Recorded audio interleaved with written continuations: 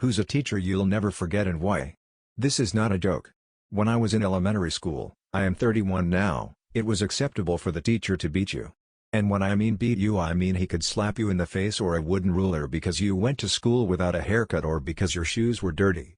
There was this one teacher who I had from 4th to 6th grade who terrified everyone. I cannot tell you how many times he beat me and everyone else up for ridiculous reasons. I once got slapped 3 times in the face because I dared to overwrite a mistake without erasing it in my notebook. Everyone hated him and parents thought his behavior acceptable. I hate him, and the older I get the more I am sick of that generation of teachers' mentality. I was in the lucky ones because I studied, so I didn't get beat up that much, but every single day he would terrorize, beat and scream at kids who didn't do homework and stuff like that. In many discussions I had with my classmates years later, all of them wished him horrible things for what he did to them, and he wasn't the only one. Every teacher in every school treated kids that way, and it was acceptable from all parents. Those militaristic type teachers were close to retiring and were all over the country. They were uneducated for the most part and not even close to the teachers we have nowadays. They were forced into the position of the teacher 2 years after they finished high school due to low availability back then. My high school art teacher. Such a cool dude.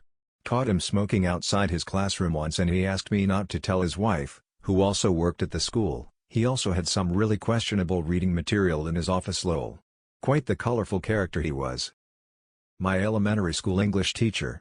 She was the nicest and she actually spoke to me in English and not our native because we both found it fun. In 3rd grade she had to resign because she was pregnant. The next teacher was just dull. My psychology teacher in high school. Some idiots in my class decided to screw with me. She saw that and told them, no, don't screw with him. I am not sure, but I think he is a psychopath. Leave him alone. If he turns you in a meat sack, I will not say anything to him. She was almost right.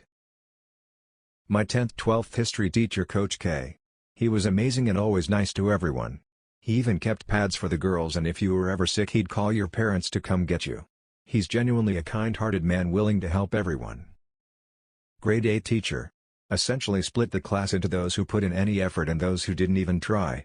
The school had made 3 prior attempts to have me skip a year or 2, as well as try to move to a different school for the advanced classes, all denied by my parents. So I was put into the latter group, and pretty much ignored by the teacher.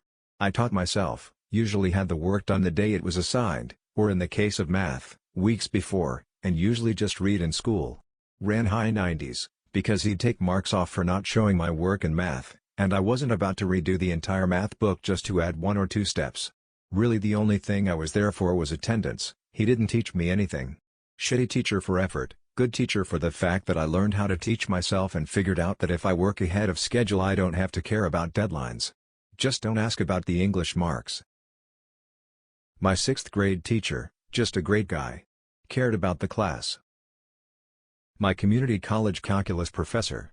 I'm a fairly intelligent person, but maths have always eluded me. This professor has been the only maths teacher I've ever encountered to take the time to break down the concepts and steps to their core.